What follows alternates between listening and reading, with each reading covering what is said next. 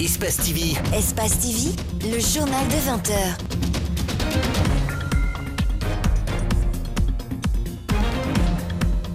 Bonsoir à tous et bienvenue dans ce Newsweek. Au sommaire de cette édition, la prison civile de Conakry ne remplit plus les normes de détention légale. Selon le ministre guinéen des droits de l'homme, Khalifa Gassama Diaby, qui a effectué cette semaine une visite surprise. Parmi les abus qu'il a constaté, des détentions prolongées sans jugement. Recruter un nouvel opérateur pour la gestion de 2G électricité de Guinée, c'est ce qu'envisage faire le gouvernement guinéen. C'est pour résoudre le problème d'électricité auquel est confronté le pays depuis des années. Et puis l'Union africaine, dans une lutte engagée dans la reprise de la guerre au Mali, elle tente de rapprocher Bamako et les rebelles Touaregs en favorisant le dialogue. C'est tout pour les titres et bienvenue à tous dans cette édition. La publication par l'agent judiciaire de l'État dans une liste de biens issus du contentieux franco-guinéen rentrant dans le patrimoine immobilier de l'État fait des mécontents. L'ancien Premier ministre et leader de l'UFR, Sidya Touré, vient d'écrire à l'agent judiciaire de l'État pour qualifier d'erreur la mention de son nom sur cette liste. Daouda Diallo. Une lettre de l'agent judiciaire de l'État a indexé le domicile de l'honorable Sidya Touré d'appartenir au patrimoine immobilier de l'État. Suite à cette lettre, le président de l'Union des forces républicaines répond en ces termes. Nommé Premier ministre en juillet 1996, j'ai été logé à la résidence de l'Andrea Dixine, logement actuel de la première dame de la République, dont l'achat m'avait d'ailleurs été proposé, une offre que j'ai refusée. Afin d'avoir un domicile privé à Conakry, j'avais sollicité du gouvernement un terrain nu à usage d'habitation conformément à la loi pour y construire ma résidence. Monsieur le Président de la République, le général Lansana Conté, a pris un décret pour m'attribuer gratuitement le terrain formant la parcelle numéro 13 du lot 24 du plan cadastral de Taouya Cité. Pour appuyer ses propos, l'ancien Premier ministre a dans cette même lettre déclaré avoir détenir des preuves consistantes sur l'appartenance de son domicile. J'ai néanmoins exigé du ministère de l'Urbanisme et de l'Habitat l'évaluation du dit terrain à sa valeur exacte conformément au coût du marché de l'époque afin que je l'achète. Et c'est ce que j'ai fait au prix de 35 000 $, soit 33 423 600 francs guinéens. Le versement de ce montant a été effectué au guichet du Trésor public. La copie du chèque et le récépissé disponibles en font foi. Selon Sidya Touré, la mention de son nom dans ce document publié par l'agent judiciaire de l'État est une erreur. C'est une visite surprise du ministre des Droits de l'Homme et des Libertés publiques dans des centres de détention à Conakry. Khalifa Gassama Diaby a déploré les conditions carcérales des détenus. Mohamed Damaro Camara nous en dit plus. Le ministre des Droits de l'Homme et des Libertés publiques, accompagné des cadres de son département, a effectué ce mercredi une visite surprise à la maison centrale de Conakry. Le constat qu'a fait le ministre Gassama Diaby a été amer. Ce que j'ai constaté dans cette prison dépasse l'entendement. C'est un ensemble d'illégalités et un ensemble d'immoralité. Les détenus sont dans des conditions d'une indignité indescriptible. Les situations sont des situations d'injustice totalement incroyables. Construite en 1930 pour une capacité de 300 personnes, cette maison centrale connaît aujourd'hui une surpopulation. À ce jour, plus d'un millier de détenus y purgent leur peine et dans les conditions les plus abominables, indignes d'un état de droit. Ce que nous allons faire, c'est établir un rapport rigoureux, un rapport réellement sur la situation des gens qui sont là et prendre des dispositions qui s'imposent, notamment le fait de veiller dans notre pays à ne pas dépasser les délais légaux de détention provisoire. Ici, dans les geôles, 70% des détenus sont des mineurs et plus de 20 malades mentaux y croupissent sans prise en charge. Les organisations de défense des droits de l'homme dénoncent le laxisme de certains juges dans l'exécution de certaines procédures. Il est de notre devoir de continuer à les interpeller. Lui, par exemple, le ministre des droits de l'homme et le ministre de la Justice, pour que les juges cessent de délivrer, de décerner de manière parfois fantaisiste des mandats de dépôt pour des dossiers aussi très simples qu'on pourrait traiter en un rien de temps, qui ne méritaient pas la détention de la personne qui est poursuivie. Donc il va falloir veiller sur la célérité de certaines procédures qui sont très simples, notamment les procédures de flagrant délit, pour que les jugements se tiennent dans les délais légaux et que ceux qui doivent bénéficier d'une liberté le soient et ceux qui ne doivent pas être ici ne le soient pas aussi.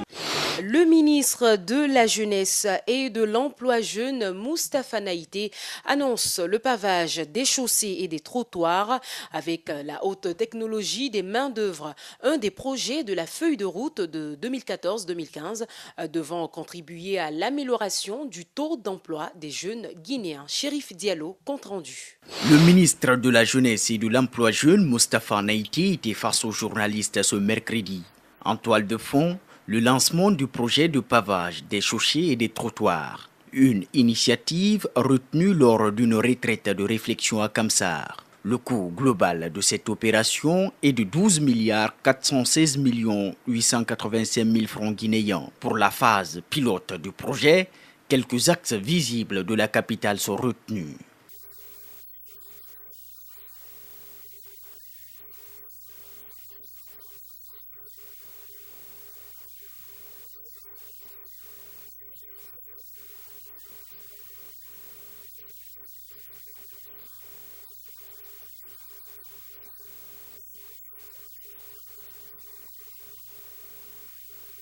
Selon le ministre, ce projet débutera au mois de juin.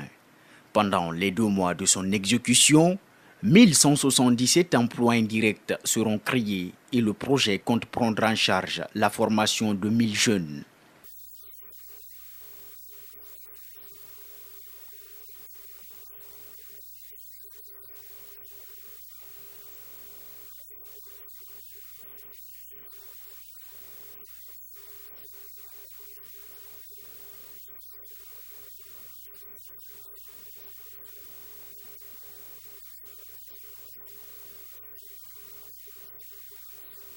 Avant de terminer sa conférence de presse, le ministre a tenu à rappeler sa mission qui consiste à créer des conditions pour faciliter l'accès des jeunes à l'emploi. Les autorités guinéennes envisagent recruter un nouvel opérateur. C'est pour s'occuper de la gestion d'EDG Électricité de Guinée, une situation que dénoncent les responsables de la société qui veulent plutôt un contrat de service en lieu et place d'un contrat de gestion. Mamadou Boy Diallo nous édifie.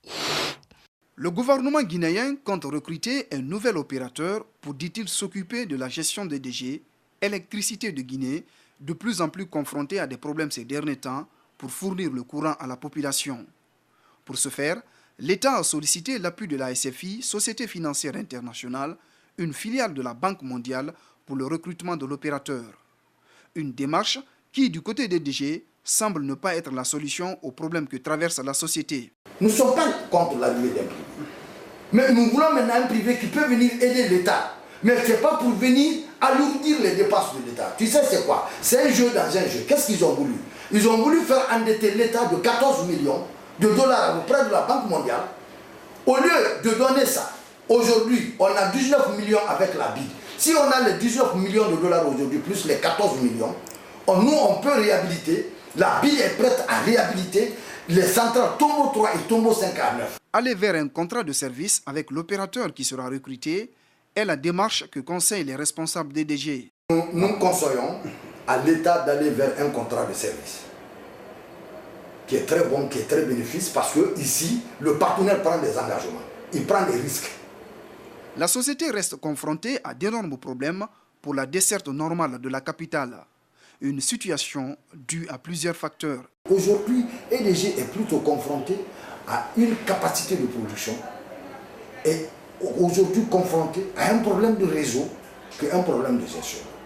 C'est ce que les gens n'arrivent pas à comprendre.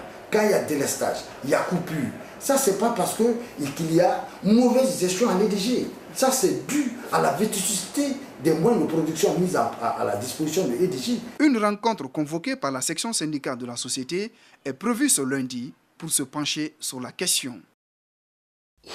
Une école bien éclairée pour des élèves brillants, c'est un projet que lance l'UNICEF avec l'appui de la Mitsubishi Corporation et l'ambassade du Japon en Guinée. C'est dans le souci d'améliorer les conditions d'études des enfants guinéens. Reportage. Une école bien éclairée pour des élèves brillants, un projet financé à 80% par la Mitsubishi Corporation et exécuté par l'UNICEF. L'école primaire de Symphonia 2 est l'une des 3 écoles bénéficiaires de l'éclairage scolaire. Les bénéficiaires évoquent la portée de cet acte. Ces installations électriques dans nos écoles ont pour nous, élèves et parents d'élèves, des avantages incalculables pour le progrès de l'école, de la communauté et de la nation guinéenne tout entière. Entre autres intérêts, nous pouvons citer les études et les révisions nocturnes qui permettront à tous les élèves et étudiants de la zone de Symphonia de renforcer leur acquisition en toute sécurité. Le financement a été obtenu suite à un documentaire réalisé par l'UNICEF sur les problèmes que rencontrent les élèves guinéens à trouver de la lumière pour des cours de révision.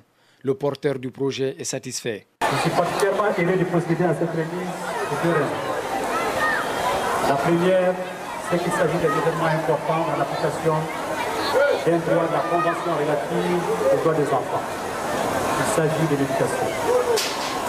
La seconde, c'est que c'est aussi un événement qui s'inscrit dans le cadre de la réalisation des 2 objectifs du millénaire pour le développement. L'école primaire de Dabompa, le lycée aviation ainsi que l'école primaire de Symphonia 2 ont chacune bénéficié de 3 salles de classe éclairées. Le projet doit donc fournir aux élèves un environnement d'études amélioré, d'autant plus que les parents seront sensibilisés au nécessaire soutien scolaire à apporter à leurs enfants. Car les enfants représentent l'avenir du pays. Kéléfa Diallo, chef de cabinet au ministère de l'enseignement préuniversitaire et de l'alphabétisation, a remercié les donateurs. C'est un projet qui a un coût global de $62 000 US. Une scénette illustrant les dangers liés aux révisions nocturnes a été présentée au public. La vie estudiantine à l'université agronomique et vétérinaire Valéry Giscard d'Estaing de Farana, pas aisée comme d'autres universités à travers le pays. Les étudiants manquent de matériel de recherche. À cela s'ajoute l'insuffisance de machines agricoles et le problème de logement, un véritable casse-tête. Reportage. ISAV, l'Institut supérieur agronomique et vétérinaire Valéry Giscard d'Estaing de Farana.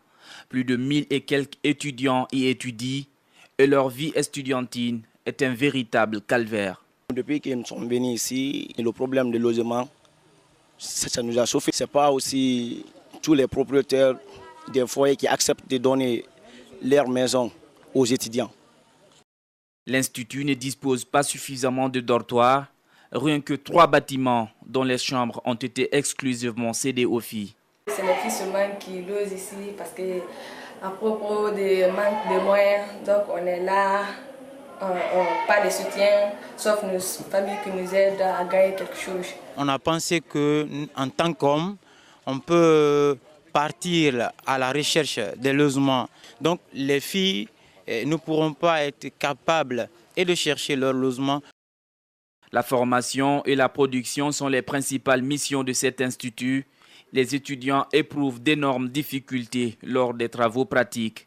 Le manque d'espaces expérimentaux aménagés entraîne autre souci, celui de trouver ou faire leur stage académique. On a un peu de mal de faire nos travaux pratiques parce qu'il nous faut répartir pendant les vacances dans les agences, les fermes avicoles, faire notre stage à leur niveau. Outre ces difficultés techniques, d'autres comme le semi-fonctionnement des laboratoires pour les recherches et l'insuffisance de machines agricoles subsistent. La direction du institut ne compte que sur le soutien et l'appui du département de tutelle et ses partenaires pour la création d'un environnement propice à la formation des étudiants. À suivre dans ce Newsweek, la crise malienne, les appels au dialogue entre Bamako et les rebelles Touaregs se multiplient. L'Union africaine tente de rapprocher les deux protagonistes pour éviter la reprise de la guerre. Et puis la Banque africaine de développement, la BAD, célèbre ses 50 années d'existence. Concernant l'avenir, elle se dit plutôt optimiste. Le continent africain, malgré ses richesses naturelles, continue à s'appauvrir. Selon le rapport annuel d'Africa Progress Panel, le vieux continent perd plus de 17 milliards de dollars américains par an et importe plus de 35 milliards de dollars US de produits alimentaires. Cet appauvrissement est dû à la malgouvernance, mais aussi à l'exploitation abusive des ressources naturelles. Commentaire Aïssatou Sané. Le groupe Africa Progress Panel, qui assure un plaidoyer en faveur du développement durable et équitable en Afrique, a publié son rapport annuel sur les progrès sur le continent. Selon Kofi Annan, ancien secrétaire général des Nations Unies, ces ressources sont trop souvent pillées par des fonctionnaires corrompus et des investisseurs étrangers. L'Afrique importe actuellement 35 milliards de dollars américains de produits alimentaires car l'agriculture locale est confrontée à une faible productivité, à un manque d'investissement chronique et à un protectionnisme régional. Le rapport 2014 sur les progrès en Afrique montre que la pêche et l'exploitation forestière sont deux domaines dans lesquels les règles multilatérales doivent être renforcées afin de lutter contre le pillage des ressources naturelles. La pêche illicite, non déclarée et non réglementée, a atteint des proportions épidémiques dans les eaux côtières africaines. On estime que les pertes s'élèvent au bas mot à 1,3 milliard de dollars américains par an en Afrique de l'Ouest. L'Afrique perd également 17 milliards de dollars américains à cause des activités illégales d'abattage. Présidé par Kofi Annan, l'Africa Progress Panel a indiqué que l'Afrique a suffisamment de ressources pour nourrir non seulement la population africaine, mais également celle d'autres régions. Selon lui, il est temps pour les dirigeants africains de libérer ce potentiel considérable. Au Mali, la course contre la montre est engagée pour éviter la reprise de la guerre. Les appels au dialogue entre Bamako et les rebelles Touaregs se multiplient. L'Union africaine vient de dépêcher sur place le président mauritanien Mohamed Ould Abdelaziz pour tenter de rapprocher les deux protagonistes en vue de maintenir la stabilité dans le pays. Il est le premier chef d'État à apporter soutien et réconfort à Ibrahim Boubacar Keïta depuis l'humiliation des forces armées maliennes à Kidal. Mais au-delà de ce geste de solidarité, le Mauritanien Mohamed Ould Abdelaziz, également président en exercice de l'Union africaine, accomplit une mission de bons offices. Objectif, mettre un terme aux différends entre Bamako et les groupes armés du Nord. Aux autorités maliennes, il délivre un message sans ambiguïté. Ramener la paix, ce n'est pas s'engager dans une guerre. Parce que tôt ou tard, on aura besoin de dialoguer, de discuter. Donc on est à côté du Mali pour arriver à cette fin. Ibrahim Boubacar Keïta adhère sans réserve au message de paix de son homologue mauritanien. Et il va plus loin en demandant aux populations de ne pas s'en prendre aux Touaregs et aux Arabes vivant à Bamako. Nous souhaitons qu'il n'y ait pas d'amalgame, qu'il n'y ait pas de stigmatisation d'aucun de nos frères, d'aucune de nos sœurs. Ce pays, grâce à Allah subhanahu wa ta'ala, depuis des siècles, est un pays de blancs et de noirs. Dans toutes nos familles, nous sommes métissés. Après Bamako, le chef de l'État mauritanien s'est rendu ce vendredi en fin de matinée à Kidal pour obtenir un cessez-le-feu des groupes rebelles du Nord. Le MNLA et ses alliés réaffirment leur volonté de dialoguer avec le gouvernement malien. Notre objectif, c'est de gagner la paix, le développement et d'arracher les droits légitimes du peuple de la zone. Nous n'avons aucune euphorie à travers cette victoire. Des milliers de personnes ont manifesté jeudi à Bamako et demandent au MNLA et à ses alliés de quitter Kidal. La colère de ces manifestants s'est accentuée à la suite de la publication du bilan officiel des combats de mercredi. Selon le gouvernement, 20 soldats maliens ont été tués et 30 blessés. Les autorités attribuent la débâcle de l'armée à un grand dysfonctionnement dans la chaîne de commandement. Elle fête ses 50 ans cette année 2014. La Banque africaine de développement appuie les projets économiques et sociaux des gouvernements. L'institution est plutôt optimiste pour l'avenir. Elle a présenté ses priorités lors de sa réunion annuelle à Kigali, dans la capitale rwandaise. Kigali accueille depuis jeudi l'assemblée annuelle de la BAD. La Banque africaine de développement, qui fête son demi-siècle d'existence, se penche à cette occasion sur son avenir et annonce le grand décollage de l'Afrique. Elle promet pour la décennie à venir une croissance moyenne de 5%, rendue possible par la forte demande mondiale de matières premières, l'émergence d'une classe moyenne de 400 millions de consommateurs et l'arrivée de nombreux investisseurs étrangers. La diversification des partenaires, l'apparition d'émergents économiques comme la Chine, qui aujourd'hui c'est le premier partenaire de l'Afrique si on considère les pays, compte tenu du fait qu'en 2009 a passé les États-Unis en termes de quotas du commerce avec l'Afrique. Pour financer le développement du continent, la BAD veut mobiliser l'épargne collectée par les banques africaines et attirer les investisseurs étrangers. La banque a annoncé jeudi la création d'un fonds d'investissement abondé à hauteur de 2 milliards de dollars par la Banque centrale chinoise. En fait, il ne s'agit pas du tout d'un prêt. Il s'agit d'une marque de confiance que nous fait la Banque centrale chinoise en nous confiant 2 milliards pour gérer ses ressources. Malgré les progrès enregistrés par les politiques économiques, le décollage du continent passe également par une meilleure gouvernance et une bonne utilisation des deniers publics. Si le problème de corruption n'est pas résolu, je crois qu'on ne pourra pas y arriver. C'est de la politique pure et simple. Parce qu'il faut qu'on aille au-delà de la rhétorique, il faut qu'on commence à mettre en pratique ce que l'on promet. La grande priorité de la BAD sera le financement des infrastructures dans les secteurs de l'énergie, barrages, éoliens, solaires, mais aussi les transports, routes et rails, accès à l'eau potable et à l'assainissement et les nouvelles technologies de l'information. Des infrastructures considérées comme la base nécessaire au décollage des économies africaines. Ainsi prend fin cette édition d'information. Merci à tous de l'avoir suivi et bonne suite de programmes sur Espace TV.